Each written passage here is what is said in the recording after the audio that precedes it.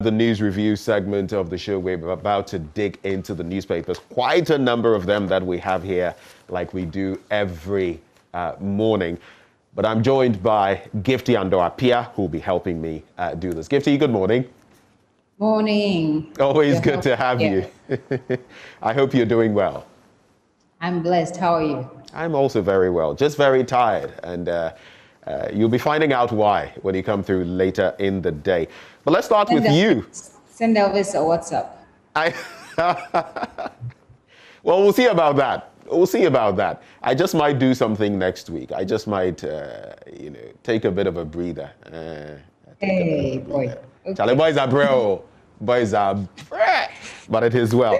Anyway, so let's dig in. I'd like to start with the papers that you have. What are the headlines you have to share with us? Let me start with the Daily Guide newspaper. I have the Daily Guide newspaper. Banner headline, Bank of Ghana bounces Dufour Amoabing. The story is on page 3. And it comes with a picture of Mr. Dufour, Dr. Dufour, and then, of course, Mr. Amoabing. Other stories you find on the front page of the Daily Guide are to Essien and Co. say state has no case. That story is also on page 3. And then GACL gets 1.157 million in royalties. That story is on page 6 as well. Kandapa, others miss out on cabinet. Daily Guide. Okay. And then you have Green Ghana project takes off today. And that's a very exciting story, particularly for me, and I'm sure for many other Ghanaians as well. So these are the headlines for the front page headlines for the Daily Guide. I'm just going to go to the back page of the Daily Guide. Partey, Ofosu back to Stars fold, and why Conte snapped Tottenham. Kane is not a good leader, and that will be it for the Daily Guide newspaper. The Daily Guide newspaper has its center spread, sharing stories of Ghana easing restrictions on cinemas and theaters, which is a story that Mapiso just brought to us. Interesting one. MultiChoice Africa appoints Ochre as new MD, and Chimba praises miners for increasing social investment. 4 organizations support Green Ghana projects. Everybody should support this project. And MasterCard Foundation to deploy 1.3 billion to save African lives. I have a little bit of a problem with that headline. And Ajwa Freshie grabs two under 30 women awards. And that will be it for the Daily Guide newspaper. If you want me to go on, Benjamin, I have. Yes, please. Do go on. Okie dokes. So the Finder newspaper has a banner headline, Ghana plants 5 million trees today. Story is on page 2. And then you have it has to avert negative effect of climate change. Picture of the sector minister, Lands and Natural Resources, Abujinapo. And then other stories you'll find on the Finder newspaper. Ghana was unable to obtain direct supplies from Russia. Ministry of Health. Testing for COVID-19 at KIA yields more than 17.3 million. That's according to the sector minister. Page 5 has the story. And Parliament takes day off to engage in Green Ghana. So that's for today. And then 3 females in President Akufo-Addo's 19-member cabinet. Story is on page 8. And I'm wondering why the story talks about 3 females and shows us 2 females and 2 males. Maybe. Yeah, I mean, I don't know what kind of balance that is, but yeah, if you're talking about 3 females, perhaps we want to see who those 3 females are. But anyway, it's a patriarchal society, isn't it? Yes, I'm in my house. Come and fight me. Okay. And the Finder newspaper. So you can pick a fight because you are in the safety of your house, eh? Are you? I mean, I know a lot of people won't agree. We'll come up with all kinds of, and I'm not a feminist. I've said this all the time. I'm not a feminist, but I have my own position when it comes to some of these things. But let me go on with the headlines, the newspaper. The center spread for the Finder newspaper comes with pictures of the ministers, not all of them, of course, but those that are supposed to be in President Akufo-Addo's cabinet.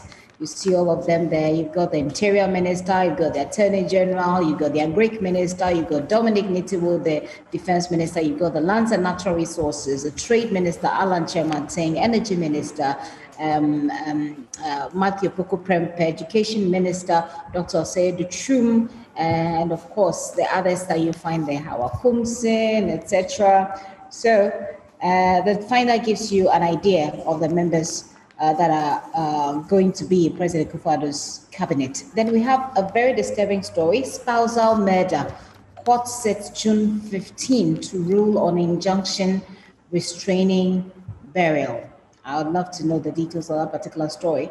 Also, Comfort support 5 million girls within 5 years. Comfort doing some good work there with some of these girls. And 5 cops held over robbery, granted 80,000 bail each. Okay, so these are the stories that you find in the Find That newspaper. I've got the Daily Dispatch next. And in the Daily Dispatch, banner headline is, "We bought COVID-19 vaccines at $19, not $10, due to some factors, Health Minister." Stories on page 12. Ghana Revenue Authority, GRA, awards Angel Group of Companies Best Taxpayer for Ashanti. And NDC is looking to Mahama for inspiration and direction, according to Ofosu Ampofo, also on page 12 of that newspaper. Back page of the newspaper, you have the full story of the NDC looking up to John Mahama for inspiration. And then you have Bank of Ghana declines invitation to help Parliament investigation into revocation of banking license. It's a story we brought you 6 a.m. as well. The center spread of the Daily Dispatch, Obeda Samoa, on the Nkrumah years in Ghanaian history and marital characteristics in Ghana. Oh, okay. What kind of characteristics are they talking about? It'll be interesting to look at that. Those of us who are interested in, relationships and marital stuff. Wait. Are you not? Oh, I'm not waiting. Are you not? Oh, but I said those of us. Ah, okay.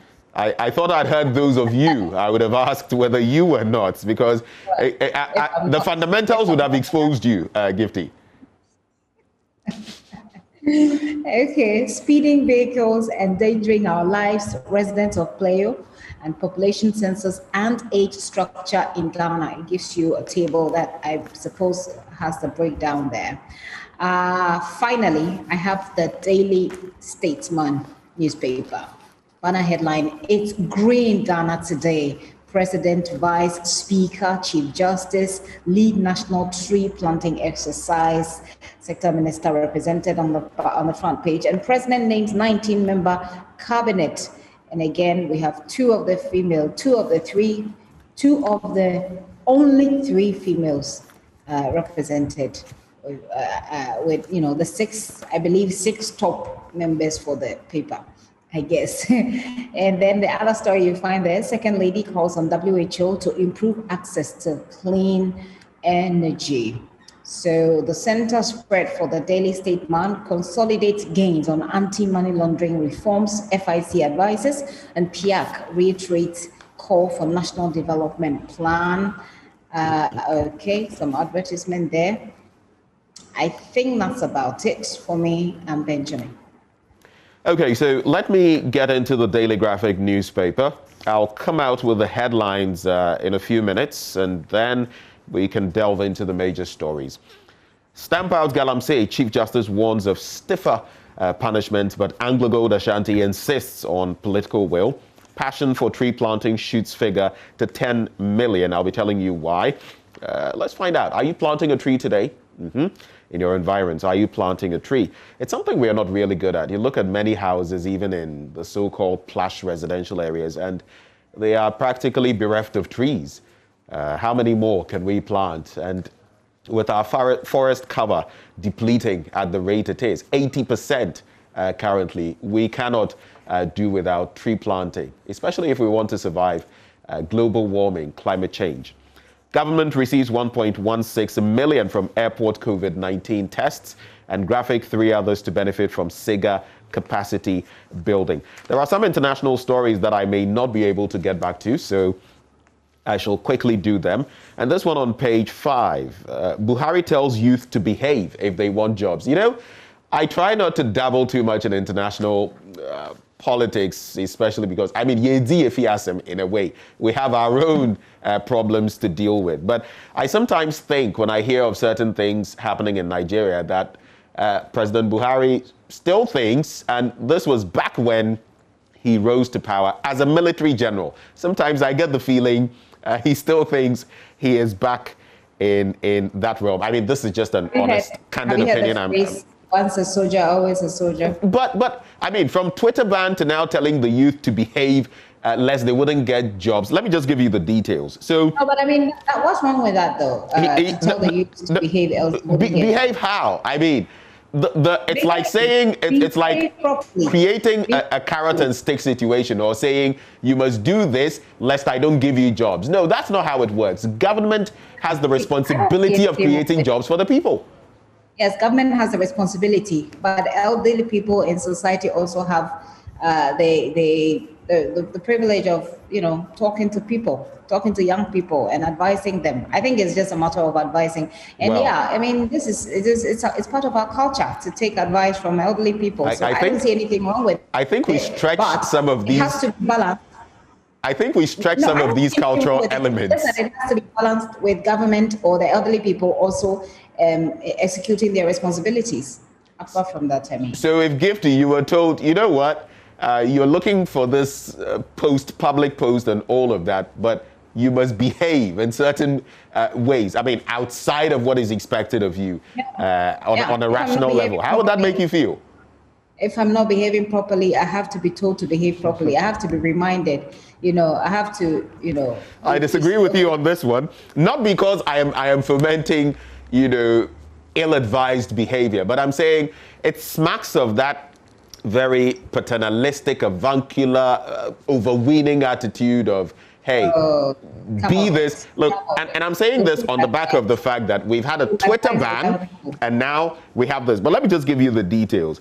He's telling young Nigerians, and this was just Thursday, that they must behave in order to attract jobs and investment. He was speaking on Arise TV, and he said security was essential in order for investment in the country. And then he went on to mention other matters. But we also know of what some leaders in Nigeria have displayed and whether that, in those instances, they were behaving. I think as he says that, he should spread it across leadership as well. Like we can see, and it's not just Nigeria, it's across the continent, and we'd want to see more. But this is something I'm sure you've been following, Gifty. The man who slapped President Macron, well, he's also been slapped with 4 months, so to speak. So a medieval combat enthusiast has been given 4 months in jail after he admitted slapping French President Emmanuel Macron. Damien Tarel told the court it was an act of impulse, but the prosecutor said it was a deliberate act of violence. Gifty, akwano vimpa, and now the law will also vim him. I have got some reference. I mean, I don't know. I don't know who will be able to do that here in Ghana. And I'm sure they know the consequences. It won't be a formal. Well, we've had instances where presidential convoys have been pelted at some point. We've had some pretty close shaves, but these are not palatable things we want to report. That's nothing to compare to having a president come face to face with you and you doling out a slap. I mean, he actually held him. If you look at the video, he held him for effect so he can't move away, and then he gave him the slap. I mean, that's something. That's really something. But you see, I like the response of the security team. That was for the president. They were swift. They were swift.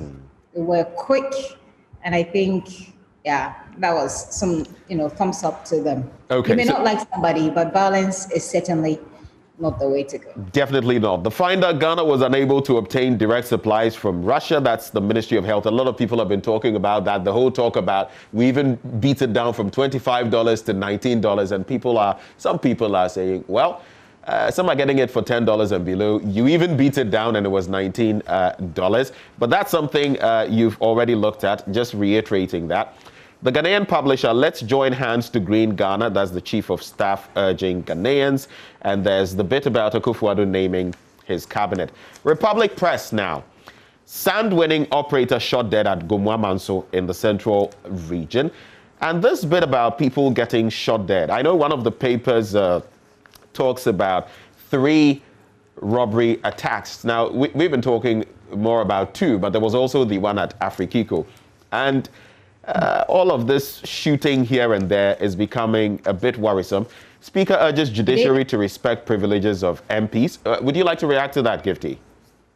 No, I mean, that story is very, very worrying. To think that it is happening, I don't know when the Afrikiko one happened, but to think that 2 robberies happened in a day, and to look at the proximity of that particular robbery, the one at Honeysuckle, to our police headquarters, to think of how people were just going about their normal lives and people were present, the audacity. Yes. I mean, it was so brazen, like right under the nose of the Ghana Police Service HQ, and they just did it and sped off. And in these 3, in one instance, 32,000 cedis was lost. That was what was taken. Then in the other instance, 600 cedis, and in the last one, we don't know exactly how much was actually taken, but.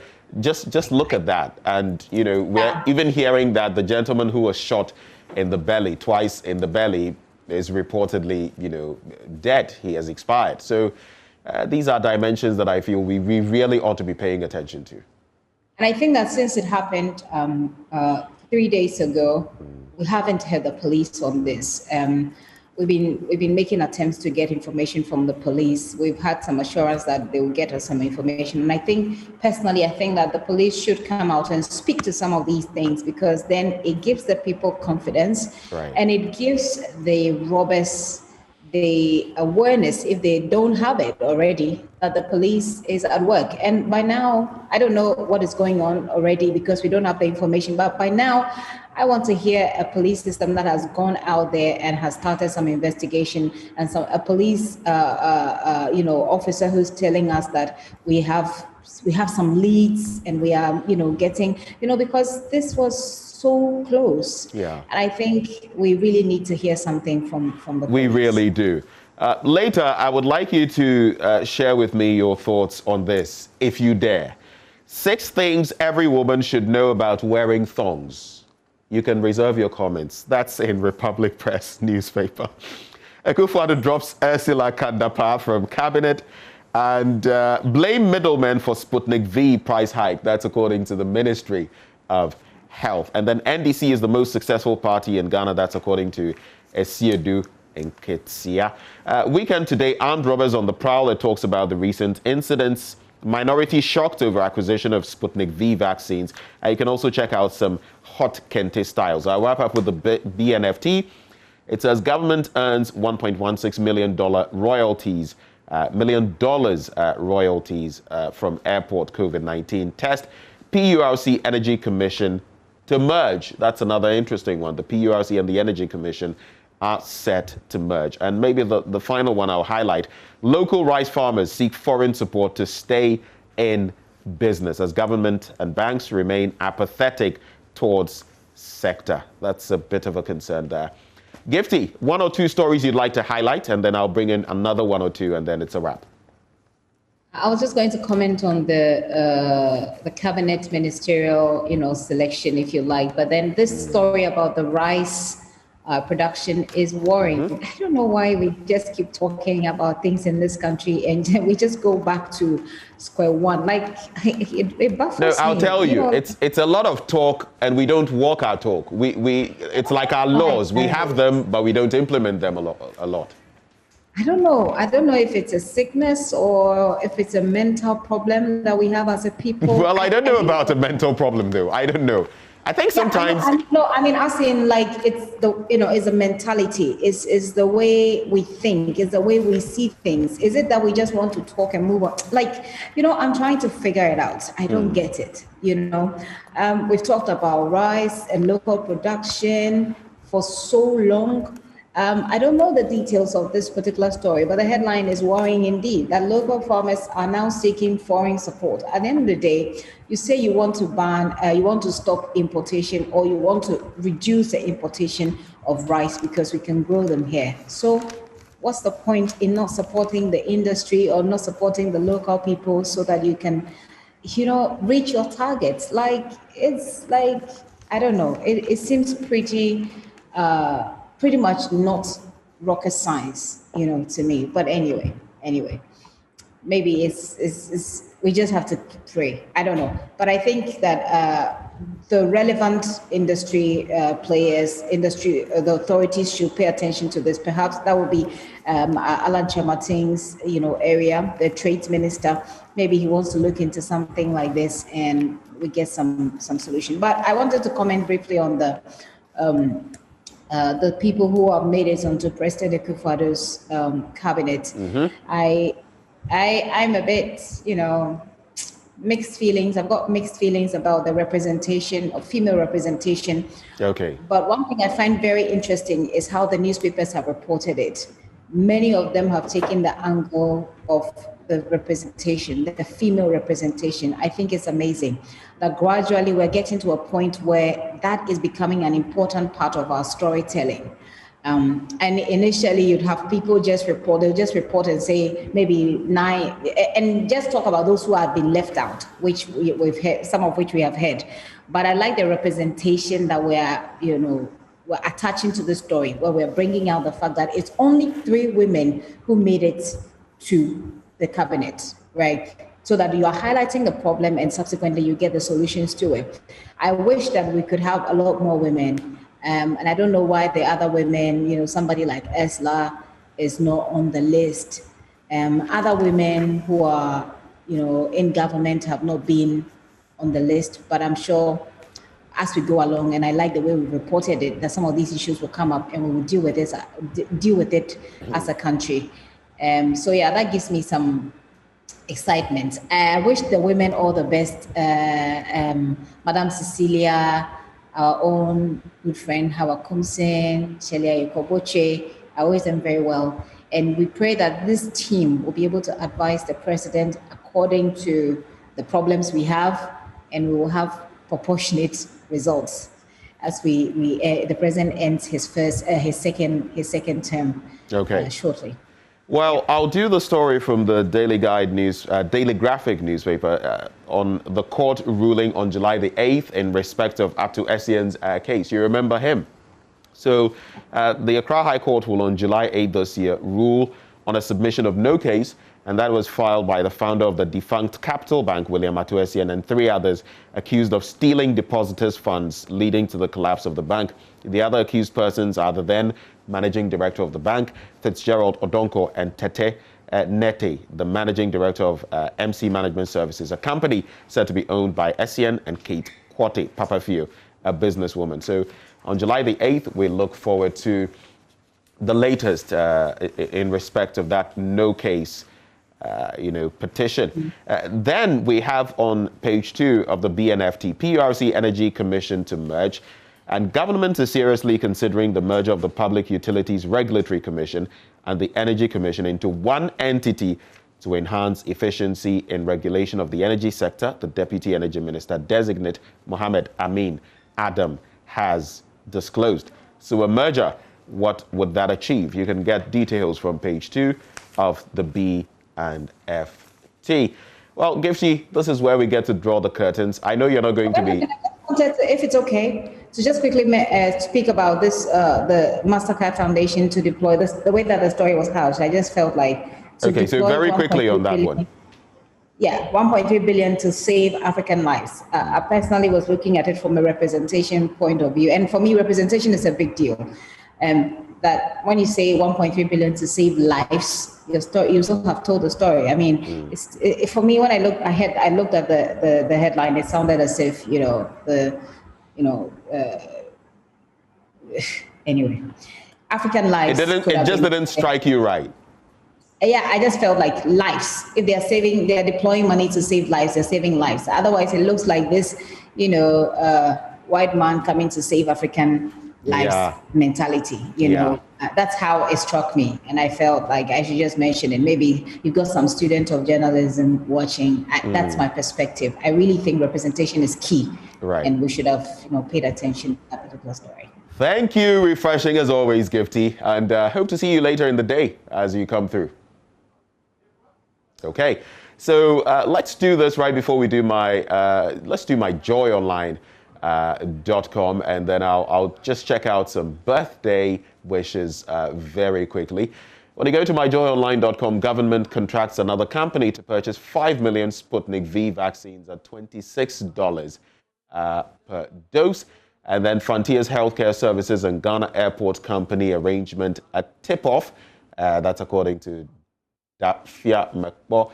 Then there's BOG declines invitation to held parliamentary investigation into revocation of banking licenses. Government is ready to pay more for Sputnik V COVID-19 vaccines, but that cannot be termed as a rip-off. That's according to Dr. Ifriye. CDD Ghana condemns arrest and prosecution of 21 LGBT plus activists. Then there's Frontiers Healthcare Services made 16.2 million from COVID-19 testing at KIA. That's according to the Transport Minister. Ofosu Ampofo submits list of cabinet appointees for his second term. We've been talking about that. Atwesian fails to meet court deadline, and be resolute in your stance against LGBTQI plus religious affairs minister urges Methodist Church. Very, very quickly with these birthday wishes, Mami Diamond Chara of Adum TV, today is your birthday. Happy birthday to you, and then happy birthday to Solomon Atim Aswala, Chief Director at the Ministry of Works and Housing. Age graciously, sir. Well, those are the birthday wishes there. And time now for me to walk away, but Muftau comes your way next with sports. Do stay.